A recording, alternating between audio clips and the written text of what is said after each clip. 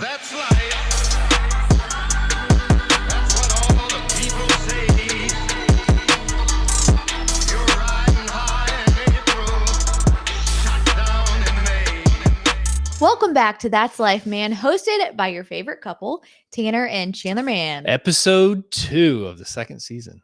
Yeah, last week I feel like we talked a lot. And We did it was talk like a lot. longer episode. It was a little rusty, like you had mentioned. Yeah, well, I felt like coming back into it, I was like, okay, we're going to have to kind of get used to this because we went a few months without it. But I thought you did fantastic. thanks, you did too. We talked for like 45 minutes, though. We did. And so, you know, some people like longer. We get mixed reviews on that. Some people like longer podcasts, and Mhm. I personally like it to be like 20 minutes. I'm a 20-minute type of podcast. Yeah, I like 20 minutes too. I'm working like different podcasts. I feel like different lengths make sense. Like I listen to true crime podcasts. Those I'll are go longer. for a 3-part series that are all like an hour and a half each. Yeah, but that's because it's like there's a storyline, like there's Yeah. a plot. You want to stick till the Yeah, end. that's Like true. with these type of podcasts, it's like all over the place. Sure. So yes, there's like one core subject, Mhm. but you're bouncing all over. Have you seen like on Twitch or like streaming platforms where people do just chatting and they'll just get on there and talk forever? On Twitch, Yeah. You know they what that just is? talk. You know what Twitch is? I mean, I know it's like a live streaming. Yeah, it's like a live stream thing. Was started, I think, for gaming, but you'll have people get on there and just their subject is just chatting and they'll just get on and talk. I mean, for people do that hours. on like Instagram Live. Like they'll literally just get Yeah. on and like just talk, or like TikTok Live and just be in their kitchen. Like, and I get it because like if I'm invested in someone's life, you just feel like you're there Sure. with them. So it's interesting if they have some type of value to bring to you. Yeah, that's true. Yeah, I get that. It's so funny though that it's like interesting to just tune in and listen to what people are talking about, because I get the same way. Sometimes particular people go live. I'm like, I wonder what they're up to. Yeah, and someone else couldn't care less. Yeah, exactly. But it all depends on like how you relate to someone, Yeah. why you're invested in their life. I think that's a good topic to kind of jump into things. I know I didn't tell you we were going to talk about this, but like imposter syndrome. Oh yeah. No, you didn't. Like, Hey, spin it on me. This is good. well, we talk about imposter syndrome all the time, Mhm. especially, well, I shouldn't say especially, in any job, there's imposter syndrome. In Sure. any job I've ever had, Yeah, sure. I've had that. Now, that's not to say I have it every single day, because I'm Mhm. very confident in my job. And I feel like, you know, some days I'm like, I've got this. I've been doing this Yeah. for 6+ years now. Like, and then there are days where I'm like, what am I doing? Does Mhm. anyone care what I have to say? What am I saying? Does my page bring value to anyone? You know? Yeah, we have those conversations often, and it's like, why did I start this? Should I be back to the roots of what I was doing, or should we be doing something different? Like, what value am I bringing? You ask that question all the time. Yeah, well, that's my whole purpose. And whenever I post something, is like, is this bringing value to someone's life? Is it giving them information? Is it motivating them? Is it entertaining them? Yeah.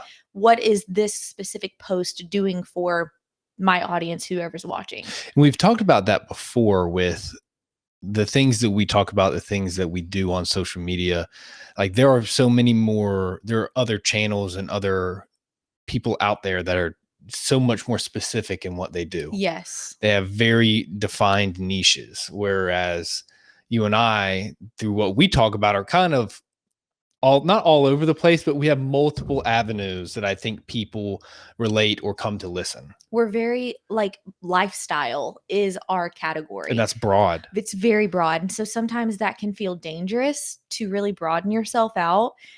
But also at the same time, I just feel like I wouldn't be super satisfied personally if I were Honed in. only sharing makeup, Sure. or if I was only sharing fashion. I mean, that's evident because you started with makeup, right. and that kind of went into fashion, which went into family, which went into fitness, which went into lifestyle, and it's kind of built. You know, they say there's like, you can listen to all of these experts that say like, once you change your content, you're going to lose your following. Like what you gained your following on, if you start changing things, like you might lose them, but your life changes.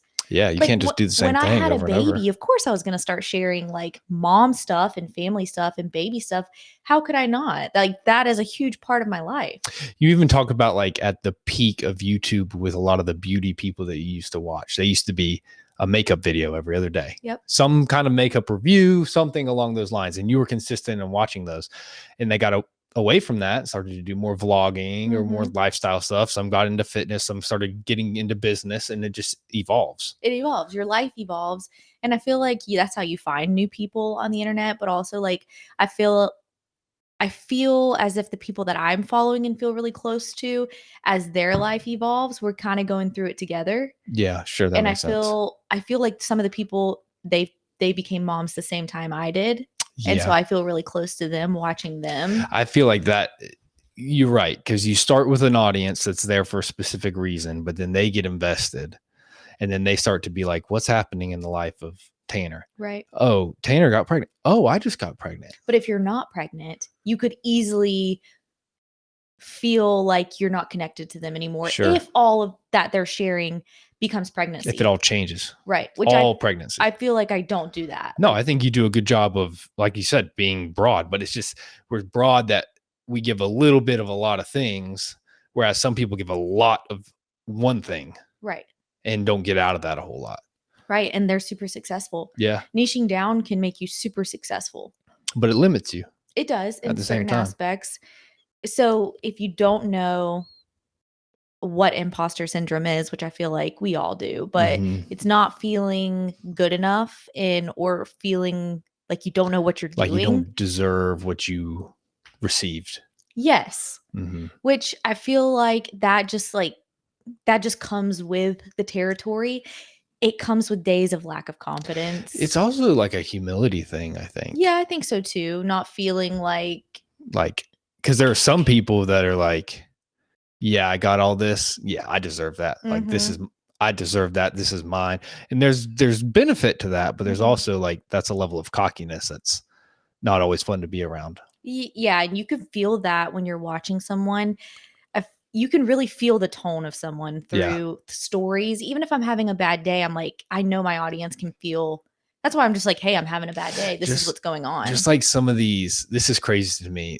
This is a sports reference, but some of like the high school athletes that are getting these NIL deals now, and they're like turning down schools because they're not offering enough money. And I'm like, this ability for college players to earn income just started very new, like last year, I think it was. And now you got high school aged kids, 17-year-olds that are turning down contracts or scholarships because they're like, they're not paying me enough millions. Like, dude, you haven't even worked a day in your life.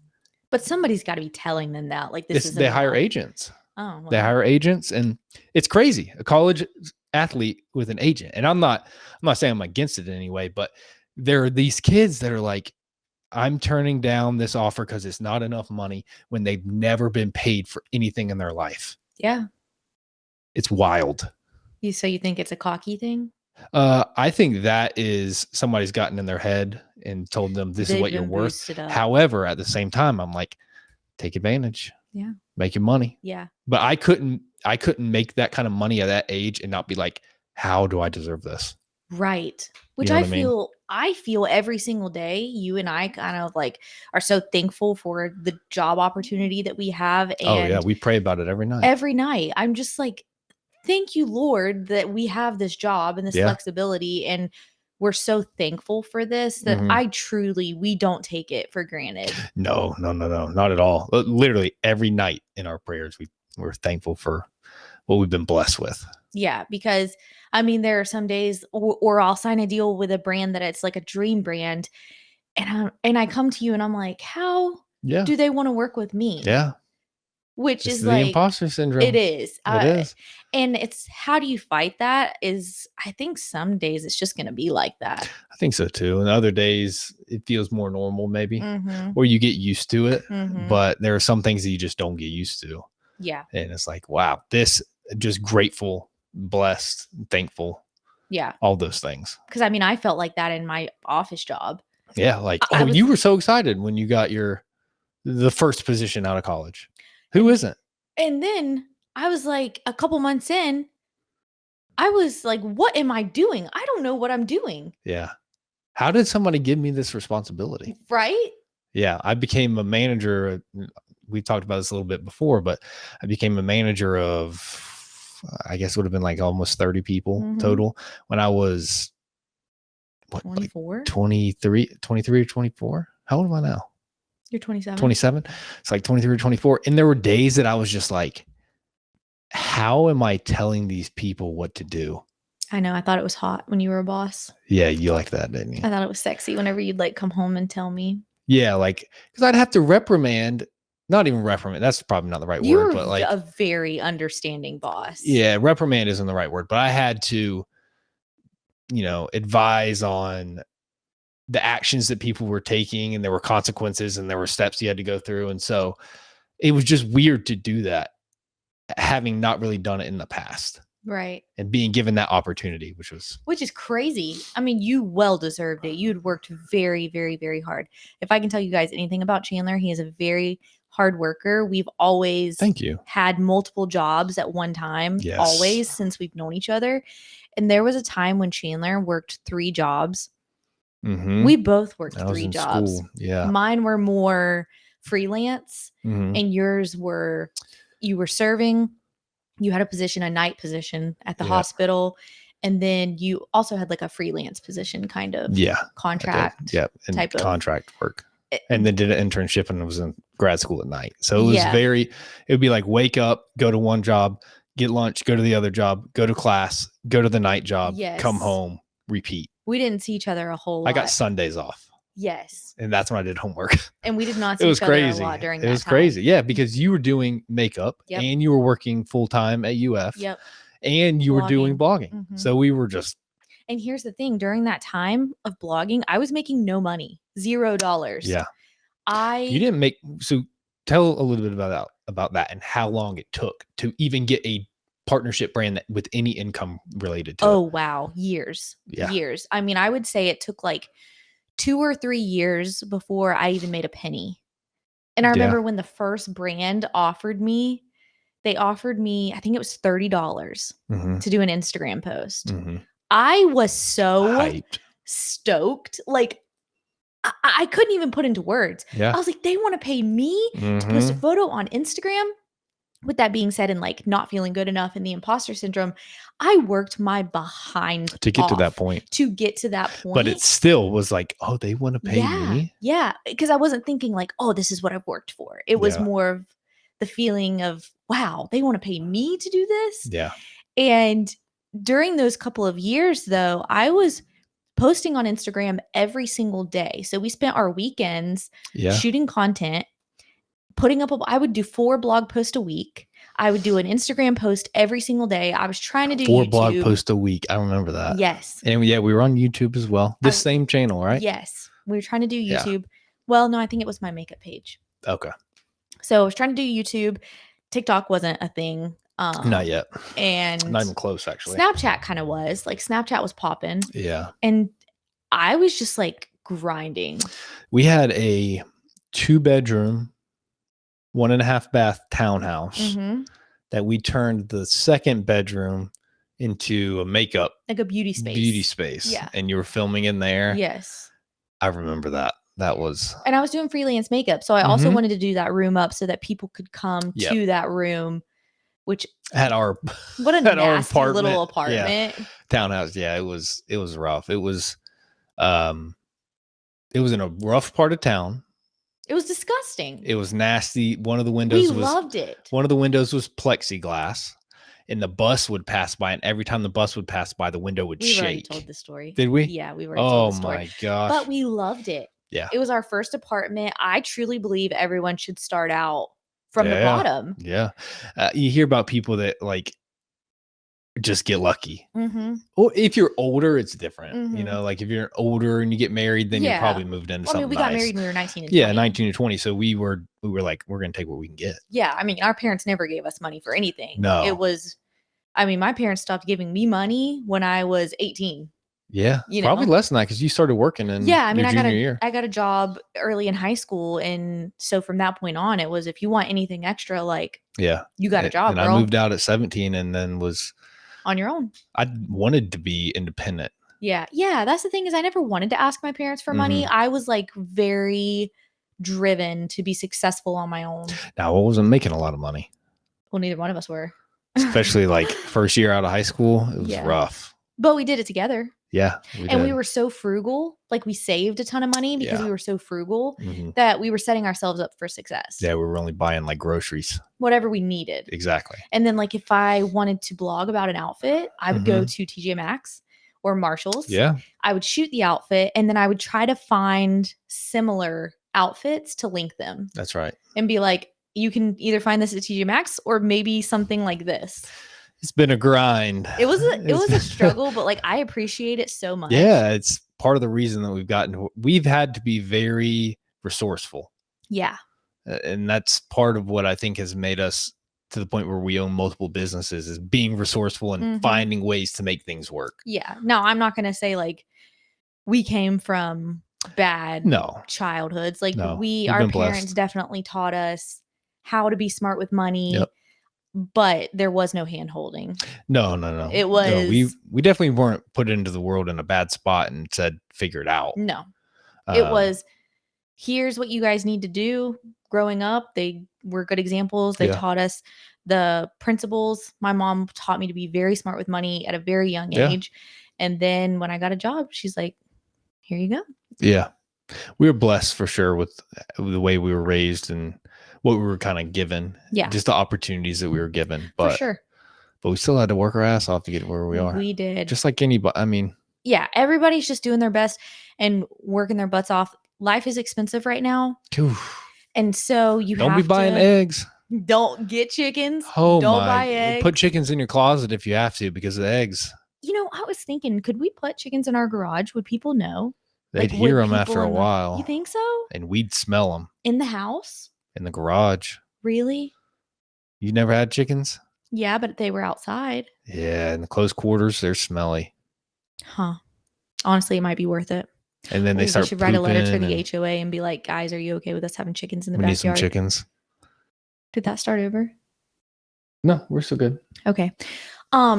So I think our like main point that we wanted to touch on today was burnout, but Yeah, imposter syndrome and burnout kind of in A the little bit. same realm. you almost have to have burnout to get the opportunities to have imposter syndrome. I guess that's You true. know I feel what I like every mean? single person goes through burnout in whatever they're doing in life, whether Yeah, fitness related, business related. yeah. It could be anything. I went through a spell last year, and you were kind of there with me, but I think I was a little deeper into it with With fitness. I remember. That I was like, oh my gosh, like I can't get motivated. Yeah. I can't focus on this. We had a lot of other things going on at the time, and it definitely took a backseat. And that was really hard on me. Not to be like, oh, your burnout was so hard on me, because obviously Mhm. it was hard on you. But I was so motivated and so focused during Yeah. that time. So for you to be like, I don't want to work out. And I was just kind of like, damn, like Yeah. I want to work out so bad. Like I am so, Mhm. but I felt, because you got to think I had just had a baby. So I had like had my time to relax while you Sure. were doing shows Sure. and grinding in Yeah. the gym. It took like taking a week off, like a solid week off. That doesn't sound like a lot, but I took a solid week off, and even my workouts before and after were just really half-assed. They weren't Mhm. like You were weren't very anything distracted. I was super distracted, and I struggle with that still some. But taking time to reset and set some new goals, which is why I'm doing shows this year, Yeah. having some goals and things to kind of go for. That's like the biggest part of it. With burnout specifically. I get like you can set goals and work really hard to get there. And a lot of times if you don't have anything afterwards, it's like, what do I do now? Yeah. That happens all the time with anything. Mhm. And you got to kind of have these progressive steps. Like, what is after this? I worked so hard to get here. Now I got this feeling of accomplishment. I'm on a high, but wait, okay, it's coming back down, because like, what do I do at this point? I know exactly what you're saying. It's, for me, that's almost like we always have to have like a trip planned or something to look Something to look forward forward to. to, because if not, I'm kind of sad. Yeah. And I remember in my 9 to 5, whenever I was working in corporate, I guess you can call it corporate America, like I was always yearning for that next promotion, that Mhm. next opportunity to make more money, to Mhm. get more responsibilities, whatever it was. And then you get it, and then you're like, Now okay, what? okay, now I got to look for another I was very bad at sitting still and like not trying to go to the next Yeah. spot. I We're was both really like bad. that. Yeah. But I feel like that I was just telling my mom about this. That's a strength and a weakness because it's definitely a thing with our generation that we don't know how to Yeah. be in the moment and be still Yeah. and soak it in. It's always what's next? What's the next big thing? Yeah. What's the next adrenaline rush? What's the next Yeah. trip? And that is a bad thing because I get the same way. And if we're not enjoying Yeah. like the mundane everyday movements, Mm-hmm. You're what are you running doing? through life. Mhm. You're running through it. I was just thinking about this the other day, but my grandpa is like 70 something, Mhm. and he has had 4 jobs his whole life. That's like His whole life. that's crazy. I mean, but it's normal for people Yeah. of his age. And it's 4 jobs with 3 companies. And then your grandpa worked as an electrician for the same company. For I think however long. from like he trained with him as a kid and the entire time. It's crazy. My grandma has been a hairstylist. Yeah. That is the only job she's had. It's a generational difference. It And the is. ability to sit still and be complacent, or like you said. Which, like I said, can be detrimental. It's a great thing for being successful and being Mhm. driven and wanting more. But at the same time, like we have to be able to sit still.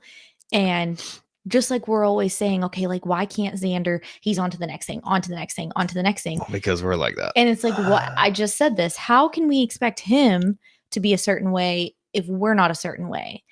I feel like men and women are very different. You especially, and this is not a dig at you, but just I already feel excuse me. like I'm dug at. No, seriously, but you are very easily distracted, like we just said. And sometimes when we're working out, I'm like, babe, get off your phone. Or Yeah. I just say, like, you don't always have to have your phone with you. You don't do well not being constantly stimulated. Yeah, that's a factor of our generation. It is. That I think is going to be a detrimental thing. Although with the generation before us, I think it was even the one before that, it was like TV and watching stuff like that was the big, you always had to have the TV on. And we see that with our parents and other people's parents, the TV's always on. Even our generation does that. Yeah, that's true. I guess we don't. We don't personally. But the phone is just, there's always something that is like a quick, it's so kind of sick, but like the first thing when I pull up my phone is to slide up in my Instagram's right there by my left thumb and to click it and see just what's new, what's happening. And people talk about that all the time of like, people just have to be in the know. You feel like you're missing out. Yeah, which is sick. I saved something the other day. I ought to share it soon. But someone did a post on Instagram and it said, what you can do on your phone to be productive without mindlessly scrolling. If you feel like you have to be on your phone. And it was really good. It was like, set up your time slots for the next couple days, like block time blocks. If you feel like you need to be on your phone, here are some things you can do. Okay. Because I feel like I've gotten better about mindlessly scrolling. Like when I'm on my phone, I'm trying to answer DMs. I'm trying to create content. I'm trying to do something. But I find myself whenever I get really wrapped up into my phone and like being on technology, like I get really sad. Yeah. I feel it. And so I feel tense too. I've tried to make an effort to really turn it off. And if not, you'll get burnt out. Yeah. There are times when I'm on my phone too long. And at the end of the day, I'm like, I cannot look at this thing again. But you do. I put it down and I get a little break and then pick it back up. I'm like, baby, put it down. We've had to have some serious conversations, as I'm sure most couples do. Around the dang phones, where I tell Chandler from 5:30 on, this is Xander's time. No distractions, no phones. It makes me like sick for him to see us on our phones so much. And we had to have a very serious conversation. And I was like, I'm going to divorce you if you don't get rid of your phone. That's all it takes. I'm just kidding. You know that. That's going to be a good clip. We'll use that. Okay. But I'm just kidding. I know you're just kidding. I know. So we said this is going to be shorter, but I feel like I don't want to talk too much about it. I feel like I didn't laugh a lot in this podcast. This was more serious. I feel like it was a little more serious. Guys, we are funny. I'm funnier than Tanner, but we are funny. This was a more serious podcast. I think so. It's going to be like that. I got a sometimes. joke. Well, okay. I got a good one. What? Some people are going to know this because it was on a TV show the other day. Did you know that diarrhea is genetic? Why? It runs in your genes. What show was that on? And that's disgusting. The Last of Us. So, guys, if you haven't watched The Last of Us, today's podcast is sponsored by The Last of Us. Every time. You better stop it. Episode 1 through 4 on HBO Max is out now. Why do you do that? It's a pretty good show, though. Tanner hasn't watched it with me. She's Speaking into of zombies. which, before we sign off, Chandler and I just got over the stomach bug. It's gosh. going around the entire country. Xander had it, and I thought he had salmonella. Yeah, the doctor even thought that. Well, And then because he threw up 6 times in like 2 hours. So I'm like, this can't be a stomach bug. This is something he ate. It's crazy. And then the next night, Chandler was putting Xander down. I blew chunks. And then within 30 minutes, I blew chunks again. Yeah. And I threw up 7 times in one night. I Wow. was severely dehydrated and not well. We had to get IVs. The next day there was a mobile IV place that we Today's called. podcast. Stop it. Just kidding. And luckily we live in an area where they do that. Mhm. They brought it out. They stuck us. The main reason I was concerned about dehydration is because of the baby. Yeah. I did not want, that's serious. That's serious. when you're yeah. pregnant. It's serious when you're not pregnant. I had not thrown up Oh, here we go. in 10 years. He was 10 years sober. 10 years I hadn't thrown up. That's the truth. That is not a joke. 10 years, 2013, I threw up. I'm laying there in the bed at night and I hear him get up. And I was like, oh my gosh, he's going to throw up. 10 years, guys. Thank God we were getting sick while Xander was asleep. Yeah. If it would have been during the day, it would have been really bad. I had been feeling queasy and I can usually just hold it down. I thought I was feeling queasy too. And I was like, no, it's just in my head. My throat was getting kind of swollen. My Mhm. tongue felt it like it was thick. And I was like, here we go. And I threw up 2 major times and it was rough. It was bad for me. Here's the tip, though, that everyone is saying, and it's worked for my parents because my parents are the only ones that have been around us and did not get sick, is if you've been in contact with someone that has the stomach bug, is to go buy 100% grape juice. Yeah, like the tart, not the sweet. Yeah, not the yummy grody stuff. kind, and chug it. Just chug it. And apparently, That does everyone the has trick. said that this works. That's crazy. Whatever it does. We should have done it. I know. We'll do it next time because it's going to happen Well, I again. hope there's not a next time because that was terrible for me. It was terrible. And I didn't even want to go to sleep the next night. Oh my gosh. I still have PTSD. I'm getting sick and just thinking about it. I'm already nauseous because I'm pregnant. I'm nauseous right now. Yeah. That was awful. Okay, I can't talk about it anymore. But anyways, we are alive and well. We're good. Yeah, we're good. This one was fun. I think next week, what are we talking about? Baby names? No. Baby names is the week after that. Next week, I believe, is about the gender. Okay. Not finding out the gender, which we touched on a little bit. So we'll add a little something in there, a little razzle dazzle. We'll get you guys entertained. That's what we're here for, to entertain you. If you like us on YouTube, which is new for Subscribe us, to our channel. subscribe to our channel. Let us know. Also, comment even if you send us a DM, whatever, comment what you think the ideal length of the podcast is. Yes, I'm please curious. let us know. Because we've had people on some people like longer, and other people like, it's a little lengthy. They said that? I've had people say that, yeah. Okay. But it's just Also, we're good working feedback. on our setup. We're not completely satisfied with the lighting and Yeah. everything. This is only our second episode, so we're playing with things like lighting. We're going to have some Camera. different things in the background. We're playing with things. We'll It's get going to there. get better We'll as get we there. go, but with anything, you got to start somewhere. And we just want to get content out for you guys. Exactly. So. So thank you guys so much for watching or listening. We hope you loved it. And if you didn't, That's life, man. see ya. That's life.